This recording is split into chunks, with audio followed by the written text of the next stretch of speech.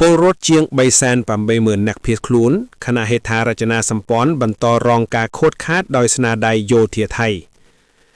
គិតមកទល់ថ្ងៃទី14ខែធ្នូឆ្នាំ2025នេះមានពលរដ្ឋខ្មែរសរុបជាង11,000គ្រួសារឬស្មើរបស់កម្ពុជានេះបើតាមការវាយតម្លៃរបស់ក្រសួងមហាផ្ទៃដោយបានបន្ថែមថាចំនួនពលរដ្ឋភៀសខ្លួនបានកើនឡើងខណៈហេដ្ឋារចនាសម្ព័ន្ធជាច្រើនបន្តរងការបំផ្លិចបំផ្លាញពីសំណាក់យោធាថៃតាមសេចក្តីប្រកាសព័ត៌មានចុះថ្ងៃទី14ធ្នូក្រសួងមហាផ្ទៃបានឲ្យដឹងថាគិតចាប់ពីម៉ោង6ល្ងាចថ្ងៃទី13ធ្នូរហូតដល់ម៉ោង7ព្រឹកថ្ងៃទី14ធ្នូឆ្នាំ2025មានពលរដ្ឋយ៉ាងហោចណាស់ 14,400 គ្រួសារឬស្មើនឹងជាង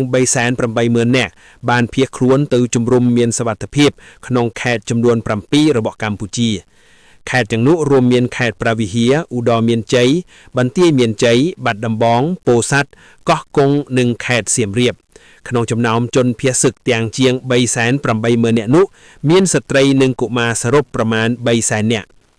បើតាមក្រសួងមហាផ្ទៃមកទល់ពេលនេះមិនមានករណីស្លាប់និងរបួសថ្មីទេប៉ុន្តែហេដ្ឋារចនាសម្ព័ន្ធរបស់កម្ពុជាជាច្រើនកំពុងរងការខូចខាតជាបន្តបន្ទាប់ដោយសារការវាយប្រហាររបស់យោធាថៃ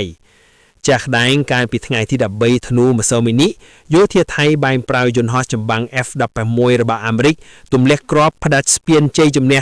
ឬស្ពានមេទឹករបស់កម្ពុជាក្នុងភូមិសាស្ត្រស្រុកវាលវែងខេត្តពោធិ៍សាត់នេះបើតាមក្រសួងការពារជាតិកម្ពុជាជាមួយគ្នានេះយោធាថៃក៏បានពង្រីកវិសាលភាពនៃការវាយប្រហាររបស់ខ្លួនមកលើកម្ពុជាក្នុងភូមិសាស្ត្រខេត្តកោះកុងតាំងពីម៉ោងប្រមាណ2 អធ្រាត្រថ្ងៃទី13ខែធ្នូឆ្នាំ2025ម្សិលមិញ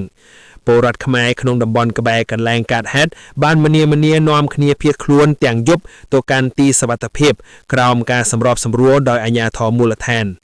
អភិបាលរមនឹងជាអ្នកនាំពាក្យខេត្តកោះកុងលោកឈិតរតនៈបានបញ្ជាក់នៅថ្ងៃទី14ធ្នូនេះថាមានពលរដ្ឋសរុបប្រមាណ980គ្រួសារឬស្មើជាង 3,800 នាក់បានភៀសខ្លួនទៅជំរំសុវត្ថិភាពសូមជម្រាបថាការវាយប្រហាររបស់យោធាថៃក្នុងភូមិសាស្ត្រខេត្តជាប់មាត់សមុទ្ររបស់កម្ពុជាធ្វើឡើងនៅក្រោយពេលដែលមេដឹកនាំម៉ាឡេស៊ីលោកអាន់វ៉ាអ៊ីប្រាហ៊ីមចូលខ្លួនអន្តរាគមន៍ក្នុងចំនួនព្រំដែនកម្ពុជាថៃសារជាថ្មីកាលពីថ្ងៃទី12ធ្នូតែនាយករដ្ឋមន្ត្រីចាំផ្ទះថៃលោកអនុធីនឆានវីរៈគុណបានអះអាងក្នុងបណ្ដាញសង្គមរបស់លោកថាថៃនឹងនៅតែប្រើកម្លាំងយោធាលើកលែងតែទីក្រុងបាងកកលែងមានអារម្មណ៍ភ័យខ្លាចពីការគំរាមកំហែងរបស់កម្ពុជា